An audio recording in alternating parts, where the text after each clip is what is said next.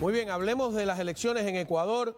Yo creo que es súper importante lo que se estaba jugando allí. Tenemos a Francisco Endara, analista ecuatoriano, que ha estado otras veces aquí con nosotros.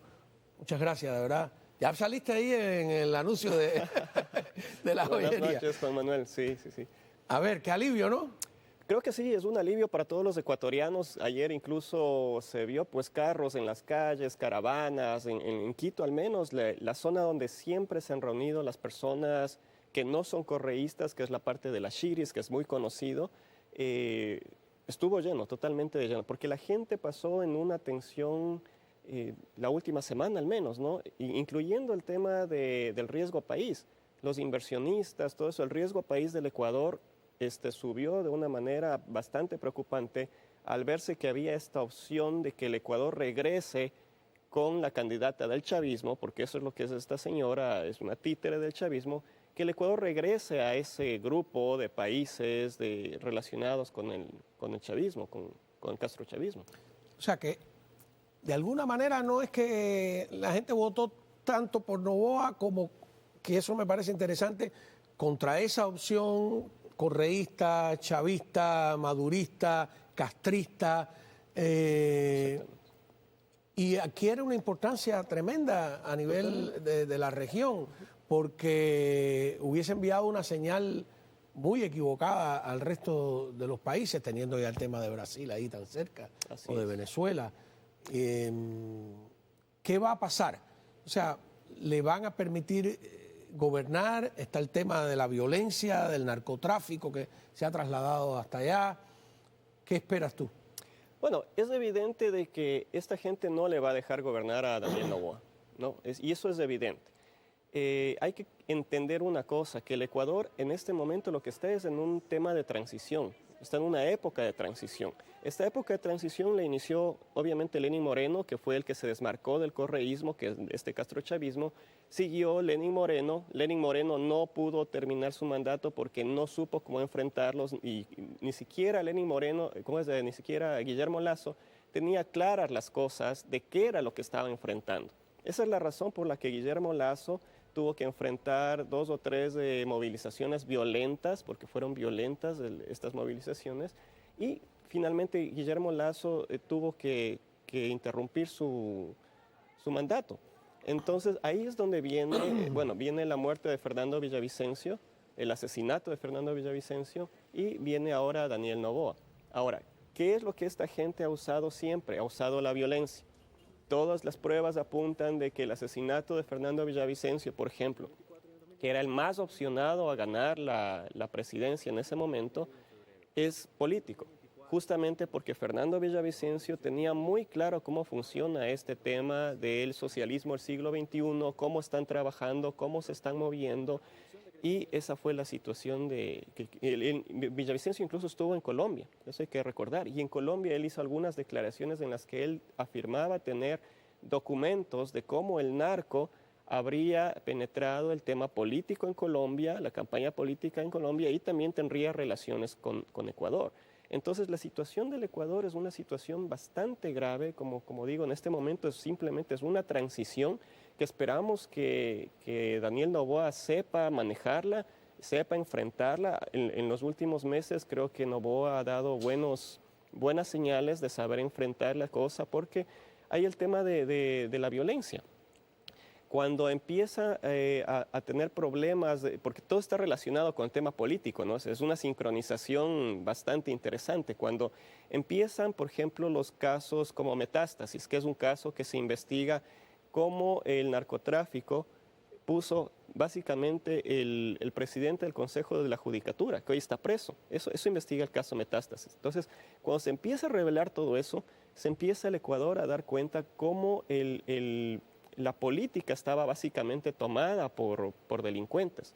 Y curiosamente todos estos políticos son parte de este grupo del socialismo del siglo XXI que están protegidos. Ya salió Maduro a decir que él no reconoce la victoria de Daniel Noboa. Ya salió Claudia Sheinbaum a decir que, bueno, que ella hay que esperar, que se hay que contar. Esperar. Bueno, pero la propia candidata correísta tampoco admite los resultados. Veamos. Quiero ser muy clara y enfática. La Revolución Ciudadana siempre ha reconocido una derrota en las últimas elecciones, cuando así lo han demostrado las encuestas, el tracking, las estadísticas. Hoy no reconocemos los resultados. Pero ¿por qué si los resultados son, los márgenes son amplísimos, no? ¿Por cuánto Eso ganó Noboa? Noboa ganó con el 11% más o menos de diferencia, 11 puntos de diferencia. Noboa logró en esta segunda vuelta un 55 y Luisa un 44, ¿no? Pero ¿qué es lo que pasa aquí? Hay un tema bastante curioso y que yo creo que se tiene que investigar y Noboa debe investigarlo, es en el sentido de que en la primera vuelta, curiosamente, la diferencia fue muy poca, ¿no? Justamente, pero ahí fue algo raro que todas las encuestadoras serias, no las de ellos, porque ellos tienen sus propias encuestadoras que siempre les dicen que ganan y ya sabemos cuáles son, ¿no? En esas encuestadoras ellos nunca pierden, pero yo hablo de las encuestadoras serias. En la primera vuelta daban ya una diferencia de 10 puntos entre los dos candidatos, dándole la victoria a Noboa. Eso en la primera vuelta. Entonces algo pasó en la primera vuelta, ¿sí?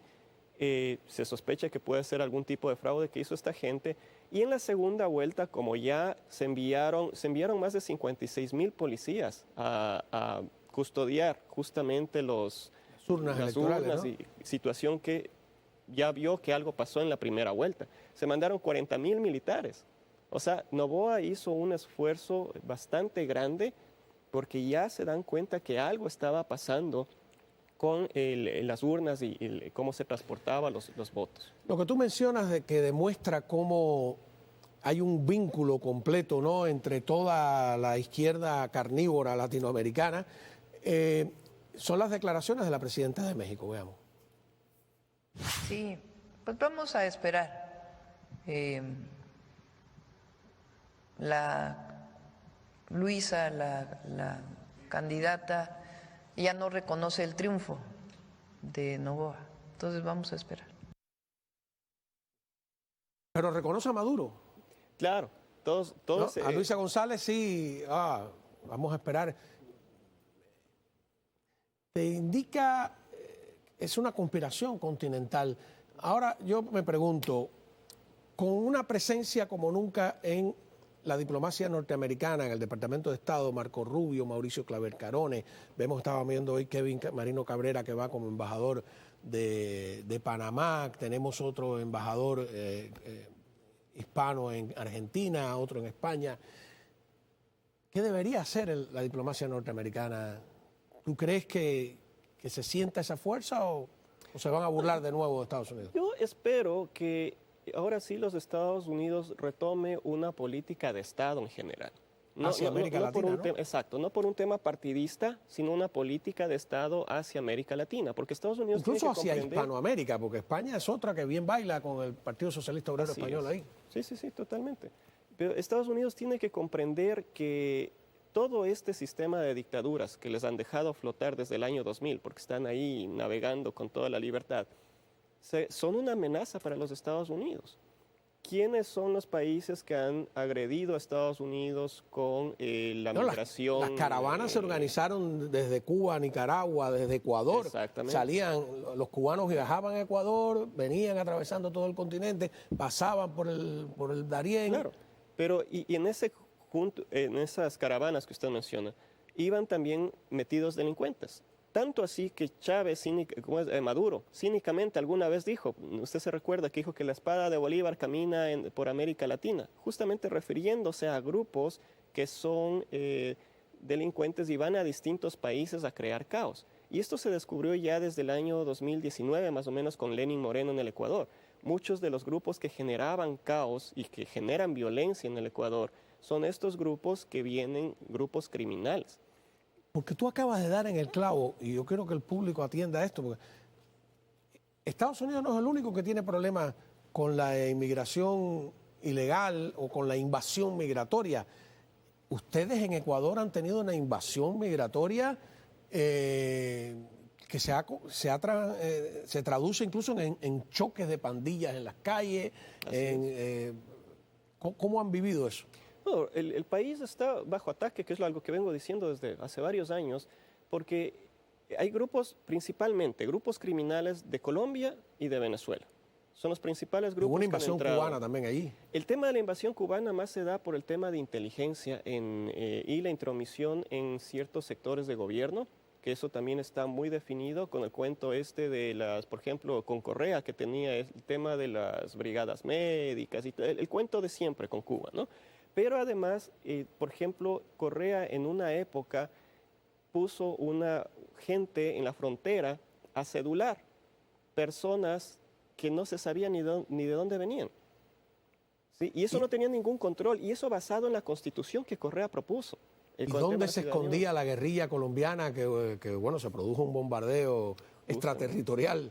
También la famosa computadora de Raúl Reyes. Ajá, de Raúl Reyes. Justamente, o sea, claro, los grupos guerrilleros estaban ya metidos en el Ecuador bajo la protección de Correa, que es algo que dijo el propio presidente creo que fue Uribe, si mal no recuerdo, que si Colombia tuvo que entrar en territorio ecuatoriano para bombardear una célula terrorista, fue porque ellos ya sabían que si avisaban al Ecuador, el gobierno de Correa les iba a alertar a esta célula terrorista para que salgan y no, o sea, el gobierno del Ecuador les iba a dar protección. O sea, ese nivel de gravedad es el que está enfrentando el Ecuador. Y eso es lo que muchas personas recién después de que creo que más de 14 años en el Ecuador, están recién empezando a ver todo el riesgo y todas las relaciones que hay detrás de un partido político que simplemente es una fachada para el crimen organizado. Y esa es una de las primeras cosas que yo pienso que Daniel Noboa tiene que cambiar. Hay que cambiar las leyes hechas por el ¿Presidente más joven de la historia de Ecuador? Habría que averiguar, ¿no? Pero es muy joven. Es uno de los más jóvenes. Uno de los más jóvenes. Mira, felicidades. Ojalá se enrumbe Ecuador, lo merece, ¿no? Es un país de gente sensata, tranquila, de una cultura andina centenaria, por no decir milenaria, ¿no? Así es. Y yo creo que sí, pero hay que cruzar los dedos porque estamos viviendo tiempos difíciles de leer. Sí, no, como digo, esto es una transición, porque Noboa ha ganado, ahora sí es el periodo completo. Claro. No, lo anterior era simplemente la culminación de lo que Lazo no pudo terminar. Claro. Pero ahora sí Noboa tiene que entender a lo que está enfrentando, tiene que enfrentarles a estas personas, porque si no, Noboa se va a caer otra vez, porque en esto son expertos en desestabilizar. Ellos ahora incluso tienen, por ejemplo, radios públicas. Hay una radio pública en Quito que se llama Radio Pichincha, que desde ahí se emiten todos los días constantemente afirmaciones gente, ¿no? en contra del gobierno. Así es. Bueno, nada, pues muchísimas gracias por haber estado aquí con nosotros, analizando el resultado importantísimo desde todo punto de vista del resultado electoral en el Ecuador. Vamos a una pausa y hay que hablar de